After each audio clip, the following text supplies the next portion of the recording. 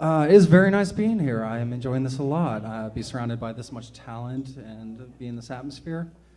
I wish that I had talent or skills, but I do not. That's why I went into comedy. I think my only talent is the ability to ask myself stupid questions and then debate the answer. Like, I have spent days of my life wondering if it's ever okay to ask a Native American, hey, where's your pioneer spirit?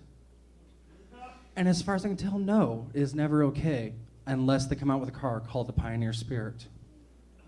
I've tried to answer questions that I don't understand, like unconditional love. What do people get out of that? Some of you will get that joke later. I called my mom. She didn't know either. I did come up with a time-saving device that I think all of you should employ. I took the word duck and all the words associated with duck out of my phone. It's going to save me hours in autocorrect. Anybody here in a good relationship? Anybody here in a bad relationship? Anybody here with someone that's in a bad relationship but thinks it's good? There's like 3 or 4 of you looking at a friend. They know. I just got out of a pretty bad relationship myself. I was with a girl for 8 years. You want to know how you know if it's a bad relationship? The cops give you unsolicited advice at the end of that relationship. The best time I've ever gotten unsolicited advice from a cop is when his knee was in my back and everything I've ever loved was on fire in the front yard. It's like, you are right, Officer Johnson. We do love too hard. We love too strong. So I decided that I needed to get some help mentally before I started to go out in the dating world. So I went and saw a psychiatrist. And he says, you suffer from ADHD, ED, and bipolar. And I'm like, that's a lot of initials. So he gave me medication for it. But the problem is I got bored one night, and then I took my Adderall, Cialis, and my bipolar meds all at once. So I was really focused on the erection that I had. But I'll be damned if I didn't have some mixed feelings about it.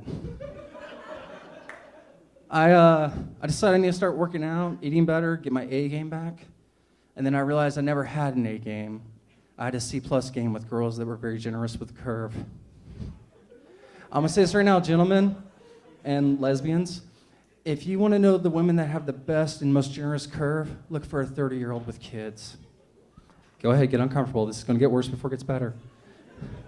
That is what we call a blow-off class. You can't fail that one.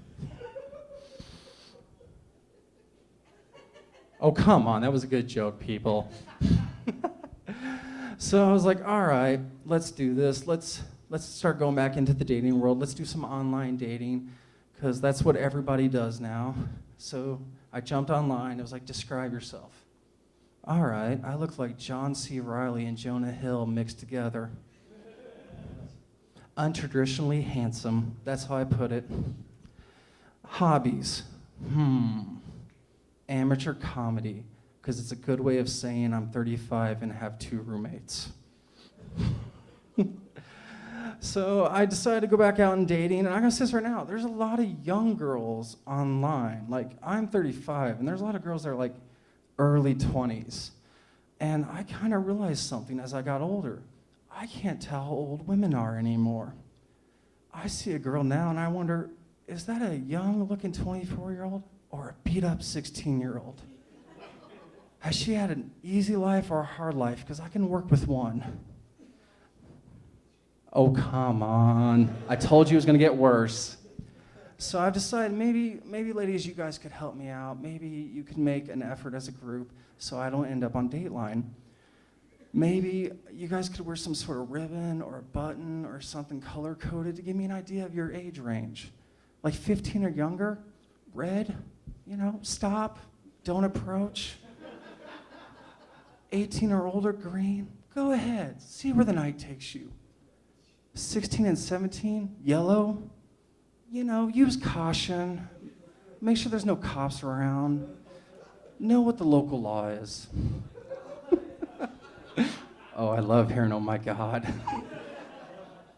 I never hear that enough.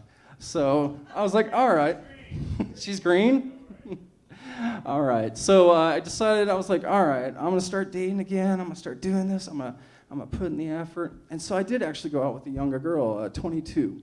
much younger than me. And I gotta say this right now, younger girls are exhausting.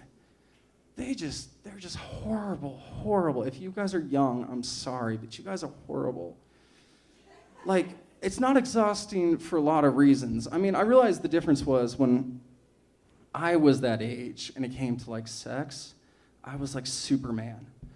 I was young, hopeful, naive, faster than a speeding bullet. And now I'm like Batman. I'm old, I'm detached, I'm cold, and I'm just gonna use a gadget to get the job done. So I went on a date with this young girl, and it was fun, but it was like 2 a.m, and I kept thinking, I need you to leave. And she's like, hey, what are you gonna do? I'm like, I'm probably gonna eat a sandwich and go to bed. She's like, yeah, let's go get something to eat. And I kept thinking, son of a bitch. Does she not realize I'm gonna have to take at least 5 to 15 naps this week to make up for the energy I spent right now? So we went and got something to eat. Another thing about young girls, oh, you guys are so full of life and hope and dreams. I don't want to be the one that kills that. Can't society and your parents do that? Why do you gotta talk to me about that? Because I'm gonna say that's stupid. I just know me. So I decided, I'm like, I need to start going out with women my own age. I need to go out with women that are appropriate my age. So I'm like, all right, let's jump back on here. Let's find women more my age. Okay, so we started conversations, everything was good. They tell me about their divorce, I tell them about my bad breakup. We had a lot of common ground. And so I finally end up going on a date with an older woman, like not older my age, but fuck it, I'm old. And so we went on a date, and everything was good. You know, I was pretending like she wasn't spending too much money on drinks. She was pretending like I was funny. It was a good night. And so we ended up going back to my place. And, you know, we're messing around, and we start kind of going at it, and she's like, hey, just so you know, I'm on my period. I'm like, hey, just so you know, I don't care. I will pretend my dick's a knife and I'm stabbing you to death. I told you guys this was gonna get worse before it got better. So by the way, that's not a good first date line. That's more of a 4th to 5th date kind of role play scenario from what I can tell. And she's like, well, how about I just go down on you? And I'm like, you want me to just sit here while you go down on me and I do nothing? She's like, yeah. Okay. So it happened, and as a guy that was in a relationship for 8 years, let me tell you, I don't remember the last time that happened without a lot of begging and bribing and birthdays involved. So she did, and after she was done, she goes, hey, just so I don't feel like I'm pleading to a slut, what was your last name? And I said, it was Hitler. How do you feel about your life decisions now? All right, everyone, my name is Mike Siebert. You guys have a good night.